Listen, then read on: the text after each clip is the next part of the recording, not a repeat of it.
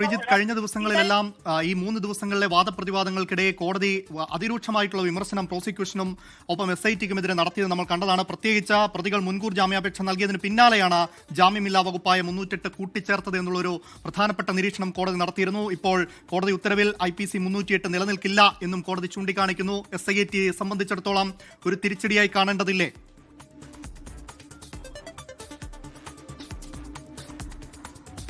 അമൽ, പ്രത്യേക അന്വേഷണ സംഘത്തിനും അതോടൊപ്പം തന്നെ സംസ്ഥാനത്തെ പുതിയ സർക്കാരിനും തിരിച്ചടിയായ ഒരു തീരുമാനമാണിത്. പ്രത്യേക അന്വേഷണ സംഘത്തെ നിയോഗിച്ചാണ് ആലപ്പുഴയിൽ വെച്ച് ഗൺമാന്മാരുടെ തലക്കടിച്ച് ആലപ്പുഴയിൽ മുൻ മുഖ്യമന്ത്രിയുടെ ഗൺമാന്മാർ KSU നേതാക്കളുടെ തലക്കടിച്ച സംഭവത്തിൽ പുനരന്വേഷണം നടത്തിയത്.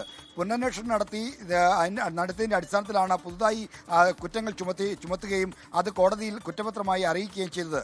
എന്നാൽ അങ്ങനെയുള്ള ചുമത്തപ്പെട്ട കുറ്റകൃത്യങ്ങൾ നിലനിൽക്കില്ല എന്നാണ് ഇപ്പോൾ നിലനിൽക്കുന്നില്ല എന്ന് ചൂണ്ടിക്കാണിച്ചുകൊണ്ടാണ് ആലപ്പുഴ സെഷൻസ് കോടതി ഈ മുൻ മുഖ്യമന്ത്രി പിണറായി വിജയന്റെ ഗൺമാൻ അടക്കം 5 സുരക്ഷാ ഉദ്യോഗസ്ഥർക്ക് ഇപ്പോൾ മുൻകൂർ ജാമ്യം അനുവദിച്ചിരിക്കുന്നത്. തീർച്ചയായും സർക്കാരിനെ സംബന്ധിച്ചിടത്തോളം ഒപ്പം തന്നെ പ്രത്യേക അന്വേഷണ സംഘത്തെ സംബന്ധിച്ചിടത്തോളം വലിയ തിരിച്ചടിയാണ്. ഈ കേസുമായി നേരത്തെ അശ്വിൻ പാലാട് റിപ്പോർട്ട് ചെയ്തതുപോലെ കേസുമായി ബന്ധപ്പെട്ട കാര്യങ്ങളുടെ നടത്തിപ്പിൽ പ്രോസിക്യൂഷന്റെ ഭാഗത്തു നിന്ന് ഗുരുതരമായ വീഴ്ച സംഭവിച്ചോ എന്ന ചോദ്യം ആദ്യം മുതൽ തന്നെ ഉണ്ടായിരുന്നു. കാരണം പഴയ സർക്കാരിന്റെ പ്രോസിക്യൂട്ടറാണ് ഈ കാര്യങ്ങൾ ആദ്യം നിർവഹിച്ചിരുന്നത്. എന്നാൽ ആ കേസുമായി ബന്ധപ്പെട്ട കാര്യങ്ങൾ പ്രത്യേക പ്രോസിക്യൂട്ടറെ നിയോഗിക്കാനോ മറ്റു നടപടികൾ നടത്താനോ ആദ്യഘട്ടത്തിൽ വീഴ്ച വന്നുവെന്ന ആക്ഷേപങ്ങളും വളരെ ശക്തമാണ്. എന്തായാലും ഇപ്പോൾ പുറത്തു വരുന്ന വിവരമനുസരിച്ച് വളരെ കാര്യമായിട്ടുള്ള ഒരു തിരിച്ചടി തന്നെയാണ് സർക്കാരിന് ഉണ്ടായിരിക്കുന്നത്. കാരണം വലിയ കുറ്റങ്ങൾ ചുമത്തിക്കൊണ്ടുള്ള ഒരു തീരുമാനത്തിലേക്ക് പോകുന്നതിനെ കാര്യമായിട്ട് അതിന് തിരിച്ചടി ഏറ്റിരിക്കുന്നു. അതുകൊണ്ട് തന്നെ സർക്കാരുമായി ബന്ധപ്പെട്ട കാര്യങ്ങളിൽ ഇനി സർക്കാർ എന്ത് ചെയ്യുമെന്നുള്ള ഒരു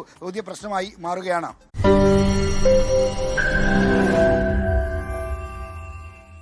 ലോകത്തെവിടെയായാലും ഏത് സമയത്തും 24 വാർത്തകളും ഓഗ്മെന്റഡ് റിയാലിറ്റി പാക്കേജുകളും എക്സ്പ്ലെയിനറുകളും വിശദമായി കാണാൻ ഞങ്ങളുടെ YouTube ചാനൽ നിങ്ങൾക്ക് സബ്സ്ക്രൈബ് ചെയ്യാം.